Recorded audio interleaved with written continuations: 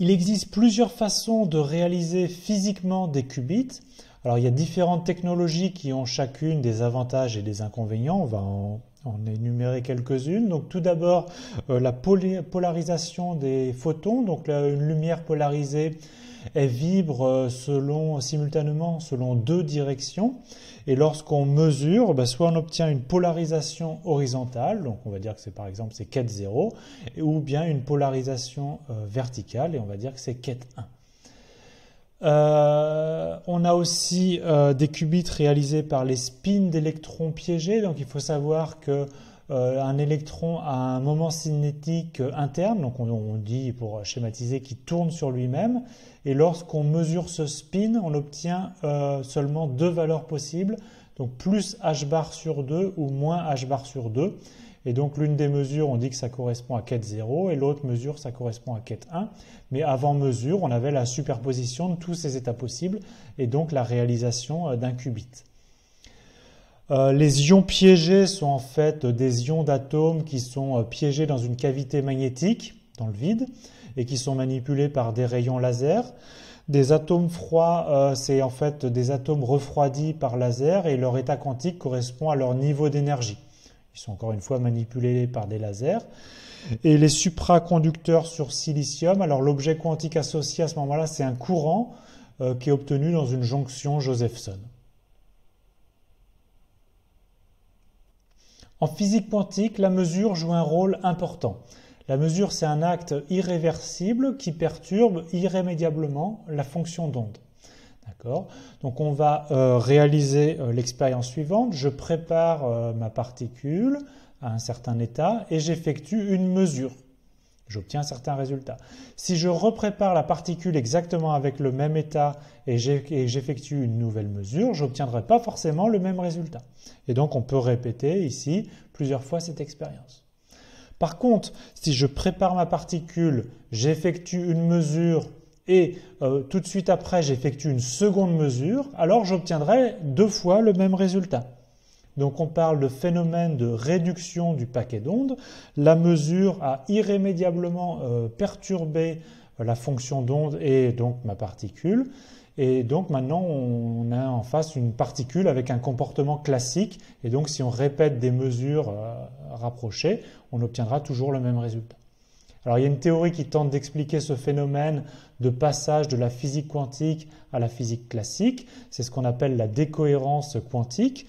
Et donc, par exemple, si on prépare une molécule dans un vide de laboratoire, donc une molécule, ça a une taille de 10 puissance moins 7 mètres, donc c'est petit, ça va garder sa cohérence quantique seulement 10 puissance moins 17 secondes avant de se transformer en une particule du monde classique. Essayons d'expliquer l'intrication quantique avec des analogies élémentaires.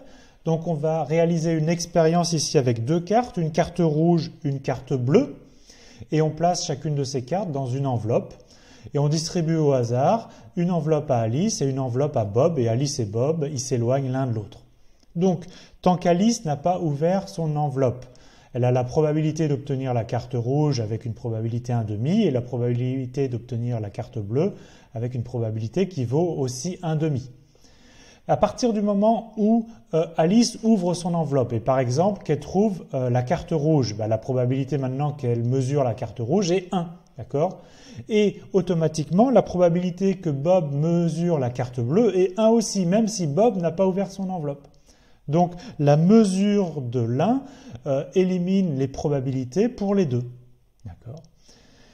Alors, il y a un axiome de la relativité qui dit qu'il n'y a aucun signal, aucune particule qui peut voyager plus vite que la lumière. Et donc là, à partir du moment où Alice découvre la carte rouge, automatiquement, la carte de Bob est la carte bleue. Alors, est-ce que le principe ici de la relativité est violé ? En fait, non, parce que Bob ne sait pas encore qu'il a la carte bleue. Donc, en fait, il n'y a pas eu d'échange d'informations d'Alice vers Bob. Alors, qu'est-ce qui pourrait se passer?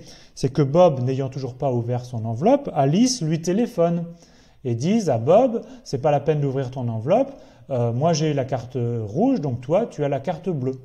Mais à ce moment-là, est-ce que le principe a été violé? Ben non, toujours pas, parce que quand Alice téléphone à Bob, c'est un signal électromagnétique qui ne va pas plus vite que la vitesse de la lumière. Alors voici une expérience un petit peu plus physique pour expliquer cette notion d'intrication quantique. On prend deux particules identiques qu'on vient cogner l'une contre l'autre et donc ces particules vont repartir dans des directions opposées. Donc à part le signe, ces particules vont avoir au cours du temps la même position ou des positions symétriques et la même vitesse ou des vitesses symétriques si vous préférez. Donc quand il y a une molécule, une particule qui va arriver au niveau d'Alice, Alice elle peut par exemple mesurer la position ou bien elle peut mesurer la vitesse. Et donc Bob, sans mesure, peut obtenir des informations sur la position de sa particule ou la vitesse de sa particule. D'accord ? Donc en fait ces deux particules, même si elles sont éloignées l'une de l'autre, elles partagent des propriétés communes au fil du temps. Alors dans la pratique, on sait préparer deux photons qui sont intriqués par polarisation. On sait prendre chacun des photons et les séparer l'un de l'autre de plusieurs centaines de kilomètres. Et ça permet de réaliser le codage super dense ou bien la téléportation quantique par des expériences réelles.